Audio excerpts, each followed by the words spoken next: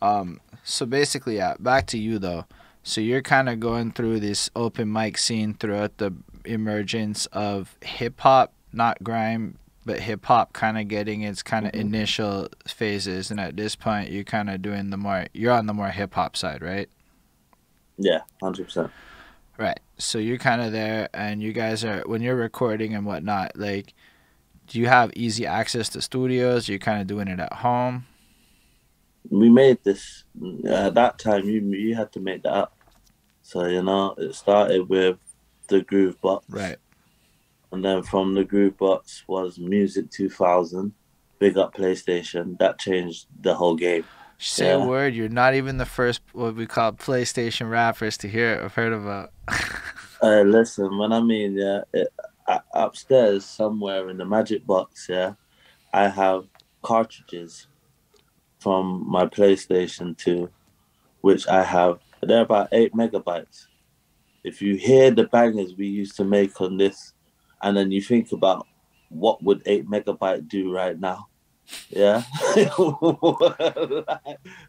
megabytes. I got cartridges upstairs for days just with bangers on that. If I get a Music 2000, I can load it up with the sample still saved onto an 8 mega drive banger.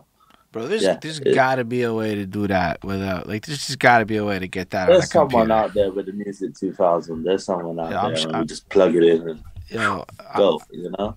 that's a wild It's thought. like when it's like to me, it's like when Primo pulls out all the floppy disks. To a lot of kids, that's gonna be like, "What's going on there?"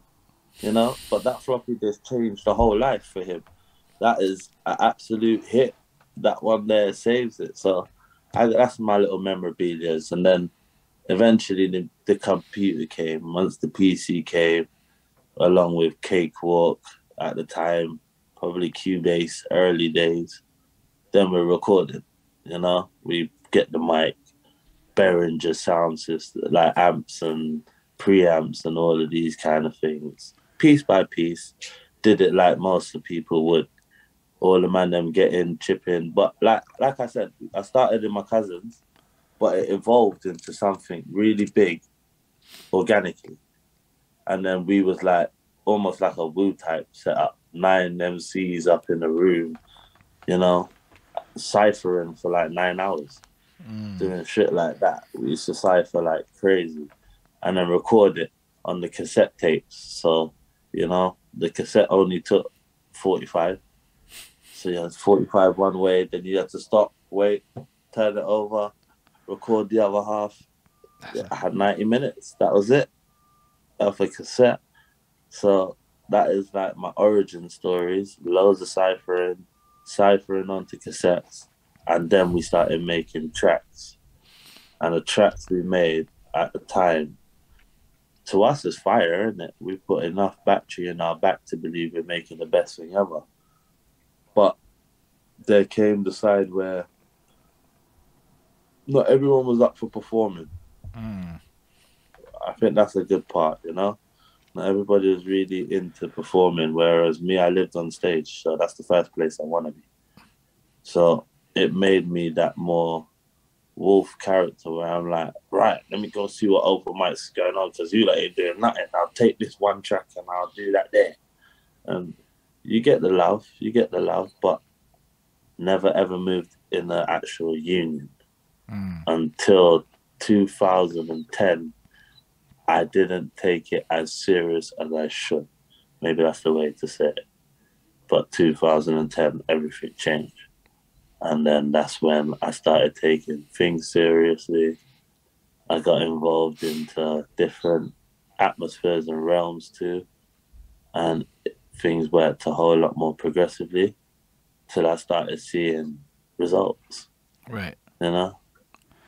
That was super vague, but I took it like in 2010 something happened, and you just started hanging out In with different energies. 2010, so basically, we recorded the album 2010. The King's album's done now, but there's been so much politics and everything else. Like again, never take nothing away from the brothers because we made something fantastic, but it got driven to an edge where there was a lot of arguing and all of these kind of things going on. And then a friend of mine came and said, "Yo, I've just started working in the studio." let's make your album. And like had a very big belief in me. So I said, all right, let's do it. And I started rolling with this guy called Keenan. Big up Keenan all day, Keenan Bailey, Sunchild. And over the course of 2 years, we made something called Abstract Sun, initiated this idea of Abstract Sun. And this was like a production house. And we would start making production for people and, you know, really good. Set me off in a complete different direction because now I'm doing things in a serious way. I'm in a studio that is like dope, real dope studio, big SSL tables and all of this shit. I'm blown away, you know. I'm in that kind of environment, and I have access to do pretty much anything at any time.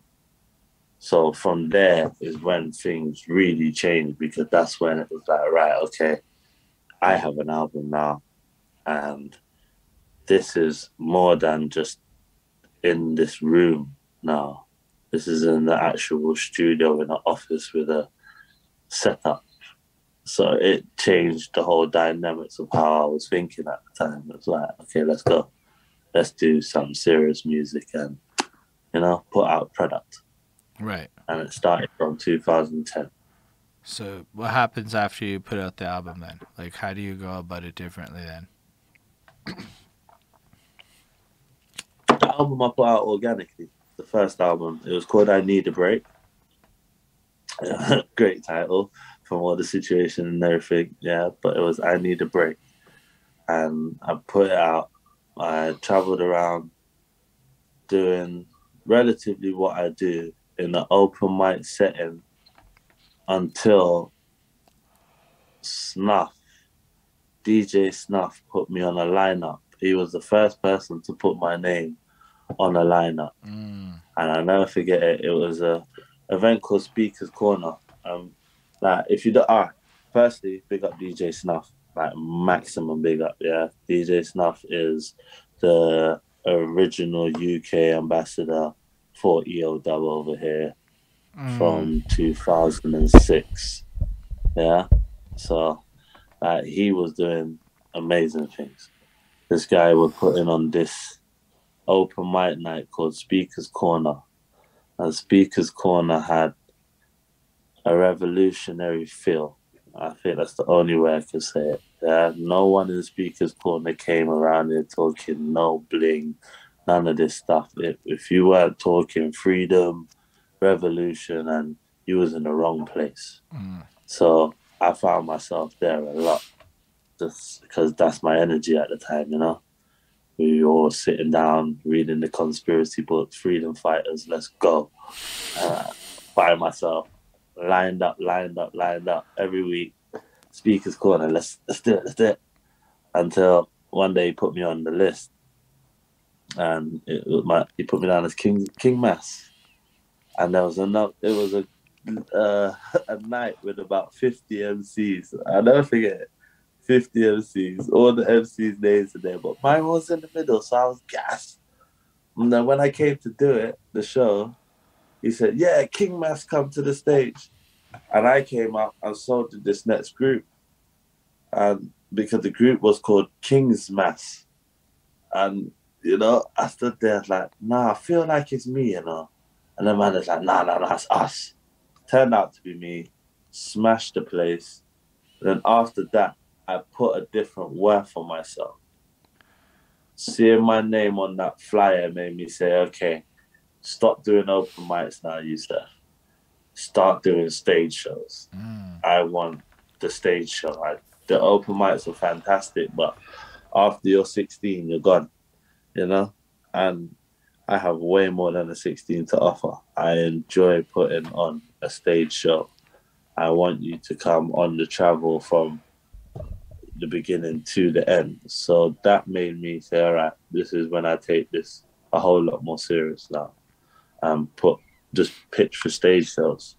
So I started getting the stage shows like crazy. And then 2008, that's a pivotal year, is when I first entered End of the Week. But no, it might not be too late. It was the year that Jack Flash won.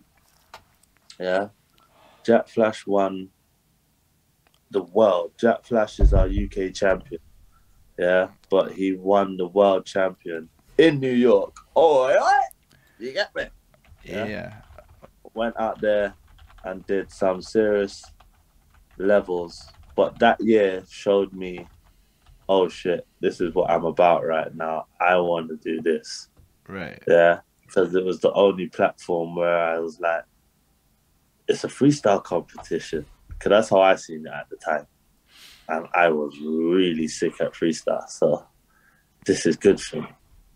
And I lost to Jack Flash, which made me take a seat, you know? I was like, okay, I get it because he came prepared.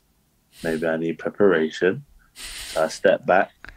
I went back into my music box. Yeah. I went back into my music box. But at the time, I started hosting events and got a very big name for hosting. So, like, we had a hip-hop festival over here called Boom Bap Festival. And you have pretty much like 100 hip-hop artists playing throughout 3 days, you know? And I ended up main stage host for 4 years, doing loads of hosting in between. But then when you host a lot, you kind of can get lost as well. So people stop forgetting the artist and start remembering the host more than the artist.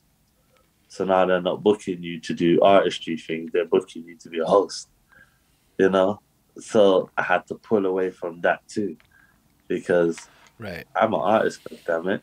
I love doing this art thing. Yeah, I go through that with the interviewer thing, actually. I'm like, hold up. Y'all gotta remember something. I still make music.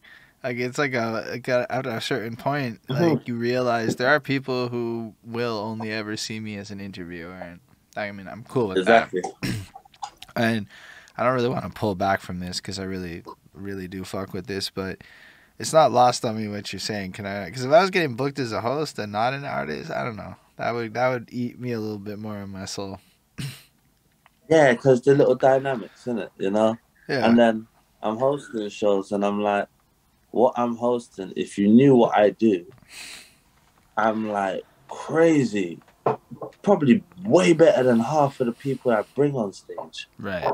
But now I'm starting to feel like I'm feeling like, what's my man? Eminem's. I'm feeling like Proof. I'm getting that Proof energy, you know?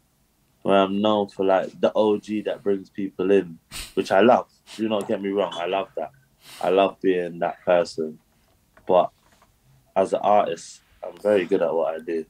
So I never want that to actually be something I put in the background because I enjoy this medium hosting so much. Right. You know? So